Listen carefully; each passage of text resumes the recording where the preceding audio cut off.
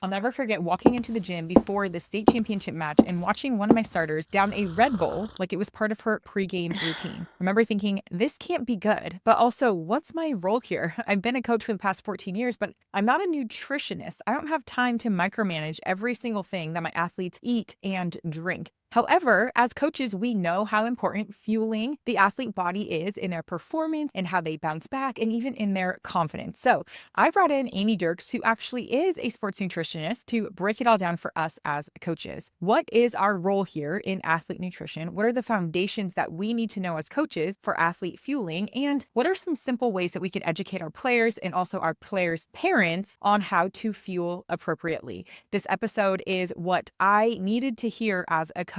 How do you make sure that athletes are fueling in the way that they should without adding more to your already overflowing plate? So let's get into it with sports nutritionist Amy Dirks. Right. Welcome, Amy, to the Coach Her Game podcast. Thanks. I'm super excited to be here and just talking with you again. And I think what you're doing is such amazing work. And I've seen it transform, my daughter's teams. And I'm honored that you asked me to be on. Yeah, I'm really excited for what you have to talk about as well, because the knowledge that you bring is equally important. And I know the coaches that listen to this podcast and follow our work are coaches who care a lot about the whole athlete. And that includes nutrition and hydration and what's going on hormonally. Not that we are responsible for all of the facets of their lives, but we're aware enough to know that there's more that goes into it than just the physical training. And if we want our athletes to be optimal physically, we've got to look at the mental side and what they're putting into their bodies. So we've got a lot to cover. So can you first kick us off by introducing yourself, who you are, and what you do? Yeah, sure. So my name's Amy Dirks, and I currently have an online sports nutrition business. I had the privilege of being the sports nutritionist for the MLS team, Sporting Kansas City. And although I was a Division I athlete myself and played volleyball and always been around athletics. I've been a wellness dietitian for 20 years now, a long time. I'm getting older. But I started as a strength and conditioning coach and personal trainer, and that just kind of like fed into me becoming a dietitian. So long story short, love sports nutrition and sports, but it wasn't my main, job and focus until I became Sporting Kansas City's dietitian. And so then I kind of jumped into the sports nutrition space, and it was kind of perfect timing because my girls were getting older and they were starting to play at a more competitive level. So I've been, helping their club that they play for with sports nutrition, and it got me into that athlete world. So I've been able to, kind of spread the good word, I guess. Yeah. But I still see a lot of private clients for like women's wellness and so forth as well. So kind of doing a little bit of all of that. Yeah. Okay. Awesome. Like I said, we have a lot of different things that I want to cover in today's episode. But first, can you talk to us about why coaches should care about their athletes' nutrition and educating their athletes on this side of the game? And then I'll go into we have so much to do as coaches. So what's our responsibility here? But what's our motivation for caring about this? And it might be obvious to a lot of coaches that are listening, the correlation between fueling and nutrition and performance and all of that. So can you just give us a little foundation around why this is something coaches should care about? Yeah, absolutely. Well, and first of all, you kind of hit on it. Coaches wear so many hats, and you have two, maybe three practices a week. If it's high school, maybe every day, but still you have so much technical skills for the sport or other information that you're trying to teach these kids about the sport itself, that sports nutrition, the mental side, it kind of takes a back burner a lot of times. But I do think that there are little ways that you can incorporate both here and there. I'll just give you an example. When I was coaching, I started off each practice with a quote, and it had to do with the mental side of the game. And so we would talk about that and what it meant to each of the girls, and we would try to implement it somehow and just incorporate it until it became kind of their new thing. And same thing with sports nutrition. I would bring recovery snacks, or I would bring the ingredients, and we would make energy balls at the end of practice, or making it fun, but also using it as an educational moment to teach them you can do this at home, and it's easy, it's fun, and it's good for you. And that's a lot of what they don't know what's good for them. And they're marketed to, all these processed foods and snacks and things that are definitely not going to fuel their bodies for performance or for a tournament where they have, 2 or 3 days in a row and they're playing multiple games. So the reason why it's so important is because food is chemical messengers in the body. So it breaks down and it tells your cells like basically what to do. And, it tells the mitochondria what to do, which is the powerhouse of the cell. So as an athlete, if you don't care about that, then, you should, because it's what's going to give you like that extra drive, that energy. And so when you don't fuel properly, you can have fatigue, you can have a slower recovery process. And especially for those multiple, days, multiple games, Mm-hmm. increased soreness, decreased blood flow, hormone imbalances, decreased metabolism, cramping, chronic dehydration. I mean, there's so many things, chronic injuries, depression, mood swings, anxiety. And I think what gets a lot of teen athletes is like acne Mm, and sleep disturbances, and yeah. because they're drinking all these energy drinks and has tons of sugar. And so the unfueled athlete is, they're not productive as they could be. Now teenagers are pretty resilient, so they're going to bounce back a little bit easier than an adult athlete would, but they don't Mhm. even know how much better they could be, how much faster they could be, how much stronger they could be if they were Yeah. fueling properly. So I think having a coach, just even like kind of practicing what they're preaching, and just saying, hey, this is important and this is why. And if you want to be the best athlete that you can be for yourself, but also for this team, this is why you should be caring. Hmm. Yeah. Especially when we talk about, when athletes come into practice underfueled or not fueled at all, and then they have a bad practice and then they go in mentally and start spiraling. And you're like, this could literally be solved with like a good snack before practice. Absolutely. I We mean, started, yeah.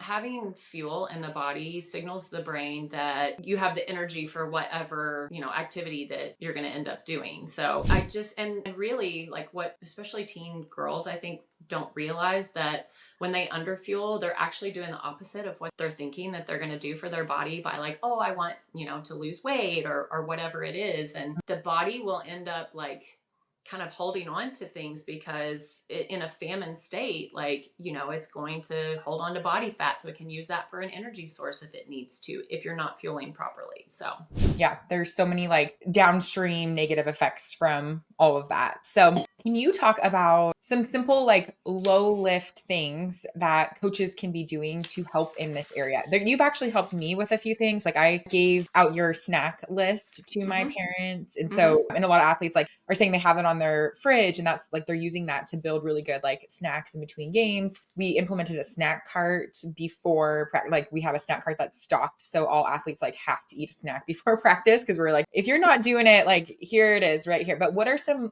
I like love that. low hanging fruit things that coaches can be doing to help ensure their athletes are fueled, are they're hydrated, from the knowledge, but also like what can they tangibly be doing? Yeah. I mean, I think that one of the best things is what you just said is like giving out a pre-approved snack list. And especially like coaches don't want to necessarily come off as super controlling of Mhm. everything, but when these athletes are in under their time, I think it's perfectly acceptable for a coach to say, these are the foods that are approved for, a tournament or what have you. So having that approved snack list, I know some coaches that say you aren't allowed to have energy drinks, at a tournament because they will get that crash. The sugar, the stimulants that are in it, it will bring them up really fast, but it will also make them crash really fast. And that's the last thing that you want, elite level athlete doing, during an important tournament or game. Bringing those recovery snacks to practice, super easy to buy a box of the mini Lara bars and just hand Yeah. those out at the end of practice and be like, this is a decent recovery snack. And look how easy it is to just throw in your bag and have on hand. I love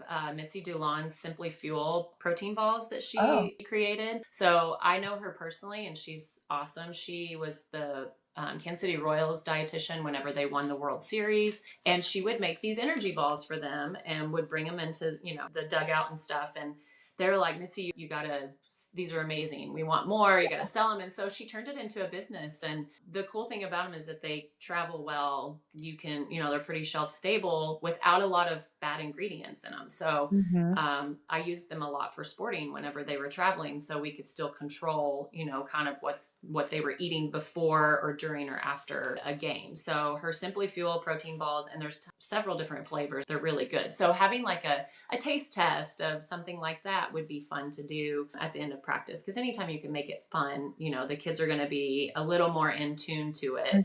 The other thing, like I said, is to practice what you preach. And, Yeah. it's not okay for you as a coach to say, you shouldn't have McDonald's as your pregame meal, but you bring in McDonald's in practice or something, Yeah. so you got to make sure that you're kind of following what you're telling them to do. Another thing is like just focusing what they're drinking first. Like, don't make it a big deal about all their food and all of that, because it is challenging, complicated. There's so much out there now. There's a lot of misinformation out there. And so as a consumer who doesn't have a nutrition background, it's really hard to decipher everything. So really just, saying, okay, these are the drinks that, should be focusing on having. That's going to help hydrate. It's going to help your recovery and all the bodily processes, like what water does for you. So you can start with just what they drink, and call it Rethink Your Drink, and just make a little list or bring in some options. You can make your own electrolyte drinks. That's always fun too, to kind of have a big pitcher and bring in some orange juice and some lemon juice and sea salt and honey,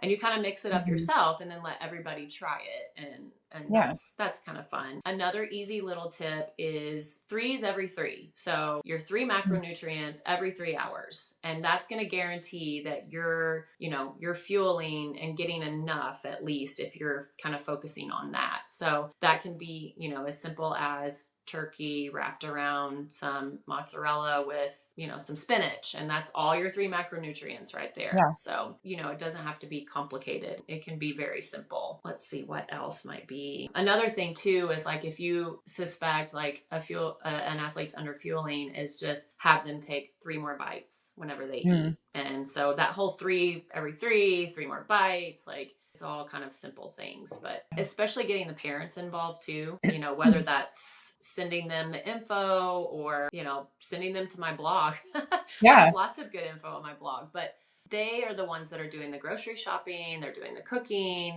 So having them involved somehow, letting them, maybe they're the ones that do like you have the snack cart or whatever, and they do like maybe not each practice, but one practice a week, a parent picks, they get to bring the recovery snacks or whatever. And it's on that pre-approved list. So it's not all or none. You can just start small. And I think any education or information that they're getting is going to be better than nothing.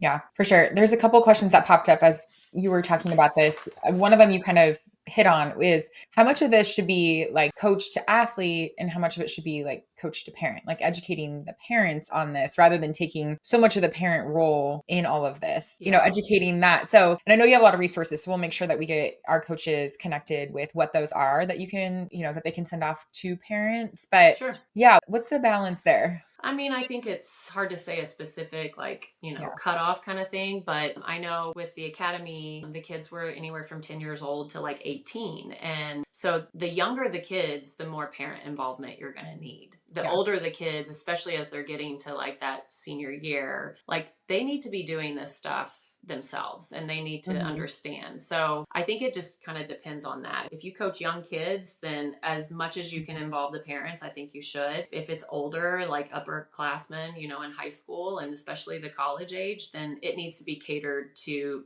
them and what they can do on their own or in their dorm room or whatever. So yeah, I mean, us parents do a lot already, but the one thing that I know we all want is for our kids to be, healthy and as healthy as possible and happy. And if it's going to help them, then we're usually willing to do whatever it takes. So yeah, I agree. This is specific coach, like to my coaching. I have a question. When you mentioned the energy drink thing, so I have an athlete. I've had a few over the years who claim that they have to drink a Red Bull before they play. And so she's like sitting in the stands before we play, drinking a Red Bull. And I'm like, I know that this isn't good. I mean, and her parents let her do it too, because they're like, oh, she says she needs it. Do you even like go there as a coach, or are you like, well, I guess this is just what you think you need? So yeah, I would.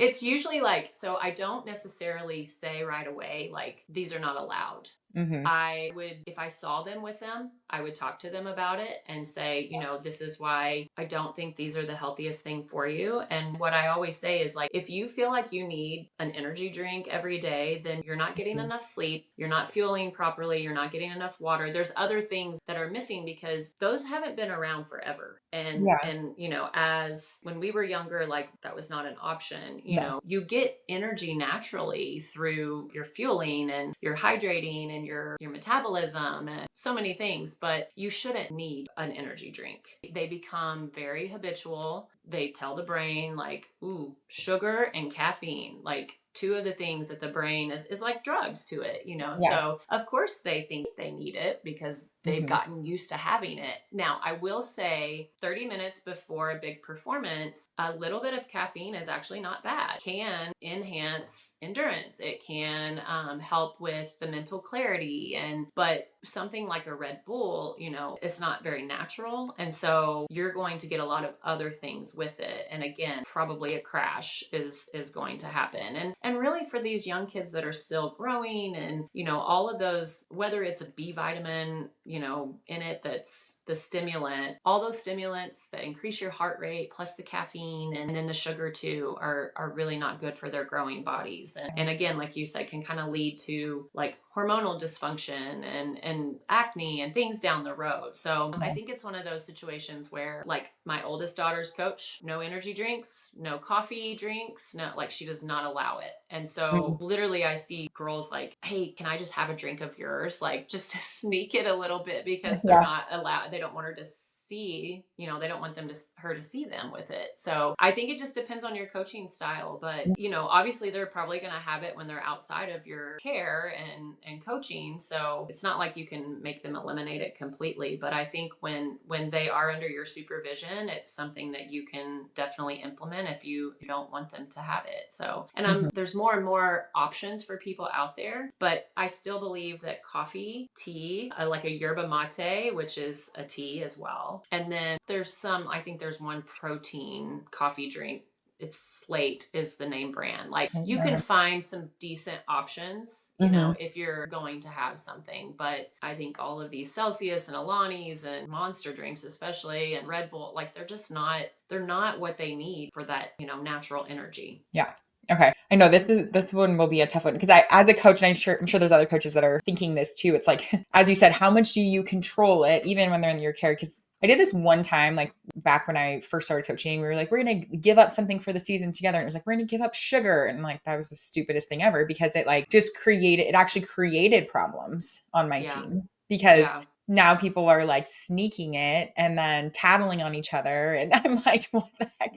So I've like never gone down that road again. But it's tough. Well, and one thing that I would say is like focusing on adding something versus taking something away is probably going to have better reactions. So saying like, we're going to add, make sure we have a protein source every meal or snack or dinner or however you want to say it, or adding vegetables. We have to eat 3 servings of vegetables a day or however you want to do that. But instead of taking away something like sugar or the energy drinks, try to add in the good, and then maybe like some of the bad will just naturally dissolve out. Yeah. Okay. I think that's a more balanced. I mean, that makes a lot more sense. But there's things that you learn when you're 21 years old.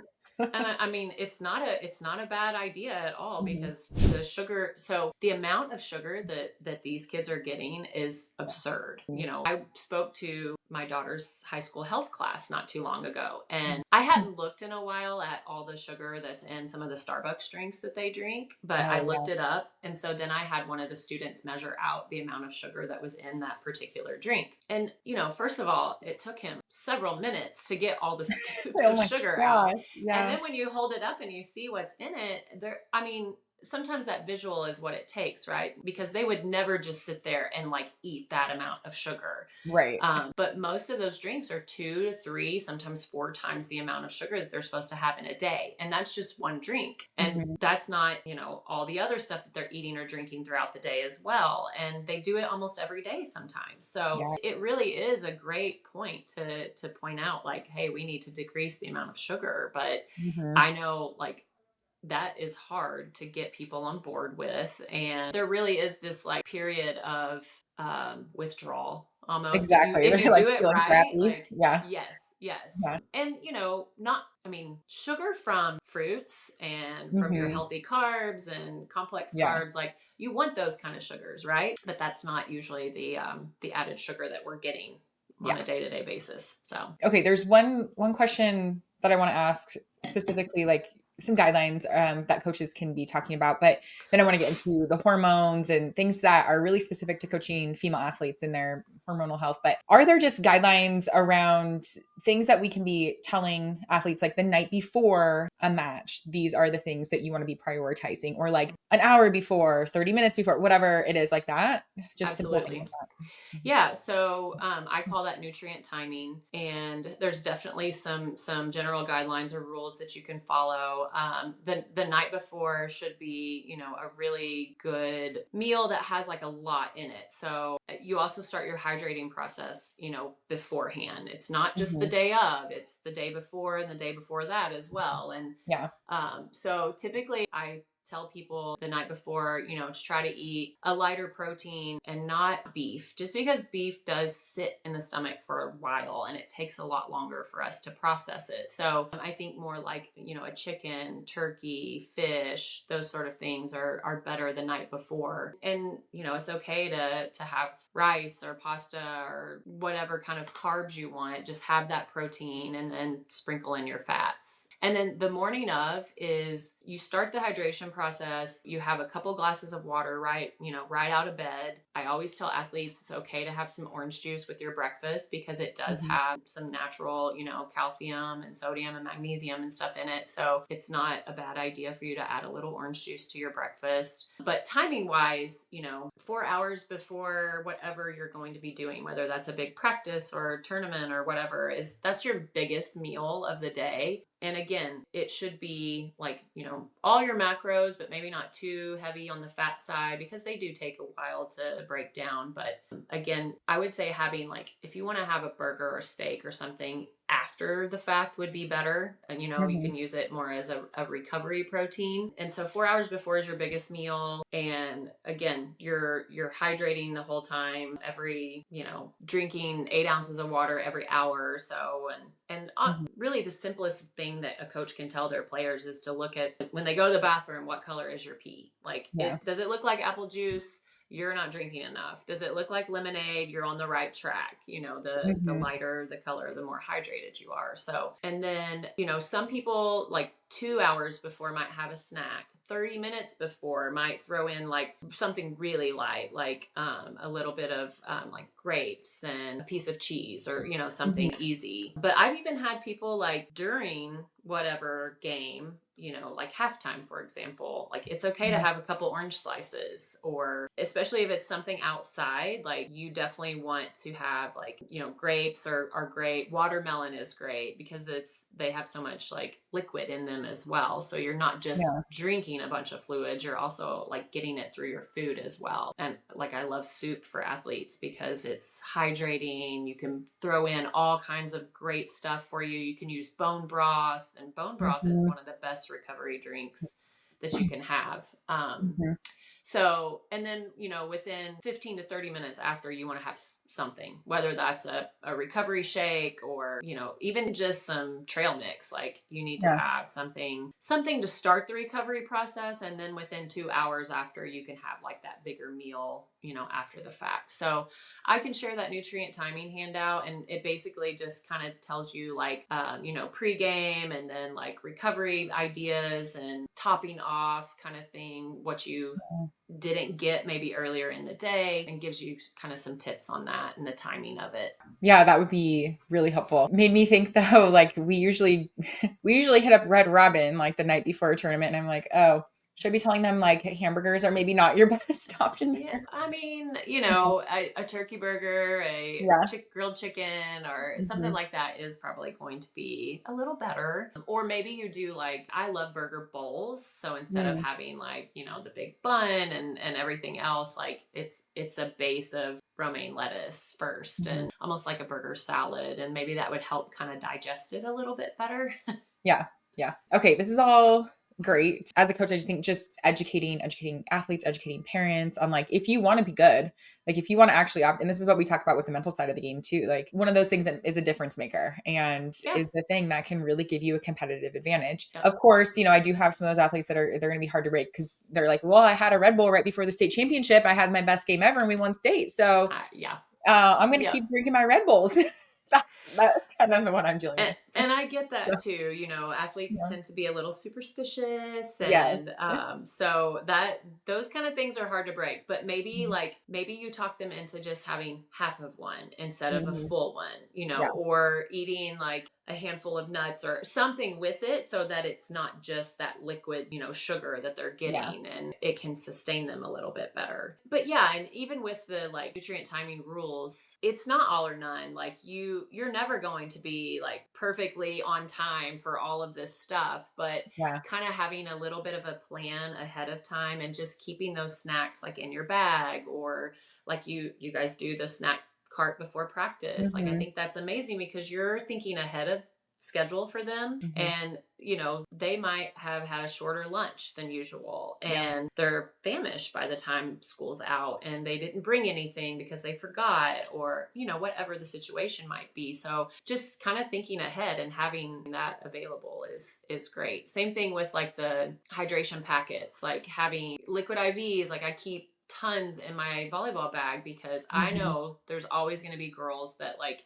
need that, and most of a lot of those are going to be better for you than just getting a Gatorade at like one of the events. So Yeah.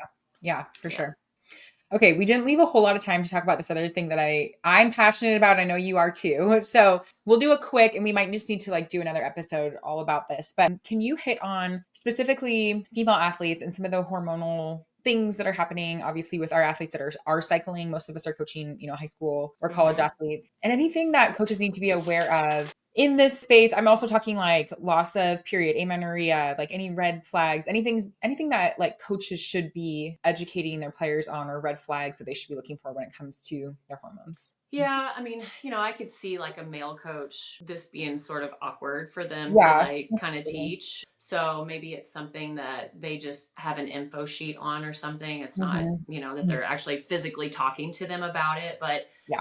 what I see the most is that athletes need to be aware that, again, what they put into their bodies, what they put onto their bodies can affect their hormones. And so it can be the difference of having a light period with not a lot of PMS symptoms, and Mhm. they just kind of go through it with ease, Yeah. versus heavy period, cramping, just sometimes it can be debilitating for people. It And is. what I have found is that when they eat a inflammatory diet, like a ton of processed foods and processed meats, and they don't get a lot of those nutrients in there that they need for their hormones, like B vitamins, healthy fats, magnesium, omega 3s. Mhm. Like they're going to experience way worse symptoms. And so when you start your period, that is a time where you're estrogen dominant, usually in your follicular phase, and everybody's period's different, right? So some are going to last longer than others, some may be short, and you're lucky if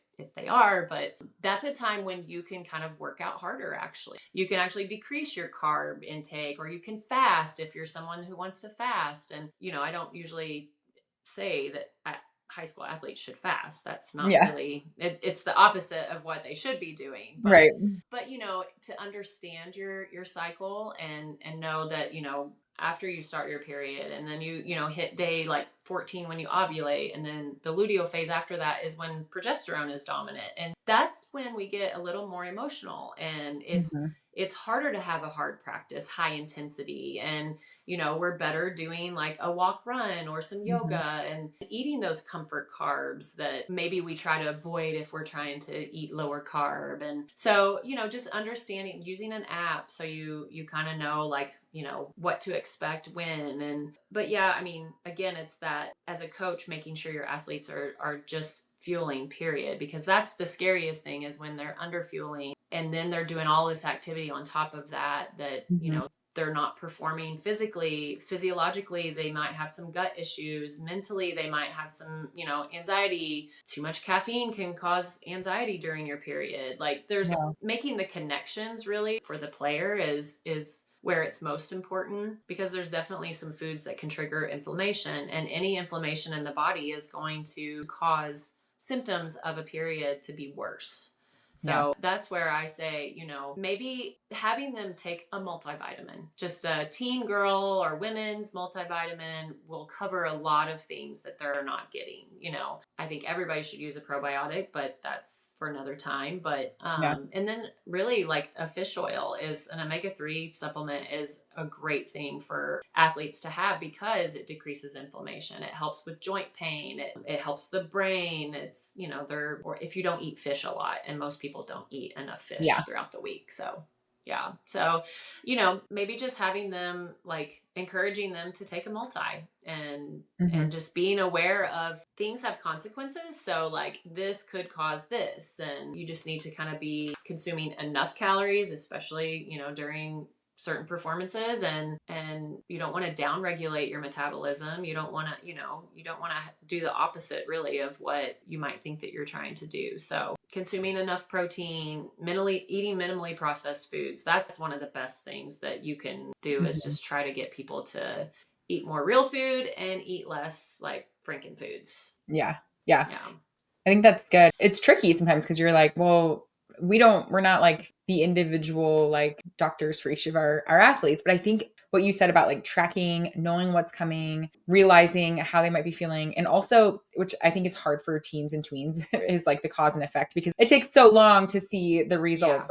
Yeah. Like, you were eating whole foods and, minimally processed things and eliminating caffeine 30 days ago. And now it's impacting how your Right. period is. And Right. sometimes it's hard to like see that correlation, but Yeah, the more we can absolutely. talk about Yeah. it. And most kids don't want to journal and Mhm. kind of keep track of that, but they're Mhm. on their phones a lot. They Yeah. might use an app like Clue, or Mhm. there's several of them out there, but you can start making those connections. And sometimes it's just nice, like knowing what to expect. And Yeah. this is sort of off of the topic, but I wanted to point it Mhm. out, is that another easy way to get people to maybe incorporate, healthier things or drink more water or whatever, is to habit stack. And, that's just where you're already brushing your teeth every day anyway. So Yeah. that's a habit that you do. So whatever it is, whether it's you need to add that multivitamin, have that multivitamin bottle sitting by your toothbrush. And so you stack that new habit on top of an old habit. And that tends to help,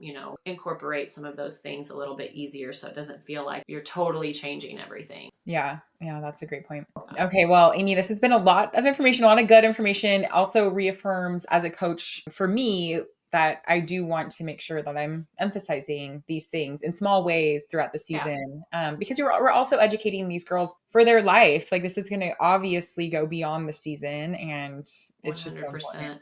And So and I do feel like coaches have such a huge influence on that, because even if you're just teaching volleyball, for example, in the sport, like the lessons that they learn in a sport carry over into life, yeah. 100%. And so if another thing is, they're not getting a lot of this information anymore in school and Mhm. elsewhere. So if we can be that like carrier of whatever like wealth of knowledge and information, even if we're not the expert, but we can show them where to go, or we can Yeah. give them an info sheet. Just like right now, there's so much else I could say and I want to say, I and know. there's never enough time. And I guarantee you, when we get off of here, I'm going to think, I should have said this too. But but yeah, I think anything at all is going to be better than nothing. And again, just showing them that it's important. They may not, it's about encouraging, not forcing. Mhm. And they may not see the value in it right now, but because I didn't as much in high school, but then when I played in college, I definitely did. And Yeah. so you never know when it's going to, like, the light bulb's going to go Mhm. off. Yeah, that's so true. Okay, well, can you let our coaches know where they can find you, more information? We'll make sure whatever resources you give us are linked in the show notes. So any Okay. handouts. But Yeah, absolutely. So I am on Instagram, but I'm not great at posting often. But there is some good info on there. So that's at Amy Dirks SN, and the SN stands for sports nutrition. And then I have my website, which is amydirksportsnutrition.com. So kind of Mhm. a mouthful, but you can also find it just adsn.com. So if you Okay. want to, yeah. And then on my website, there's this place where you can email me if you want to email me, or you can send me a message on Instagram. I'd be happy to. I get a lot of messages from my website, and it'll be athletes that are like, I don't know what to do. I just need your help. And, Yeah. I'm not going to turn down answering a question, to an athlete or a parent that's concerned about their athlete. So, Yeah. yeah, That's great. love to hear from anybody. Cool. All right. Well, thank you, Amy, so much for sharing so generously and helping our coaches, but ultimately helping our athletes as well. Absolutely. It's my pleasure. Thanks for having me.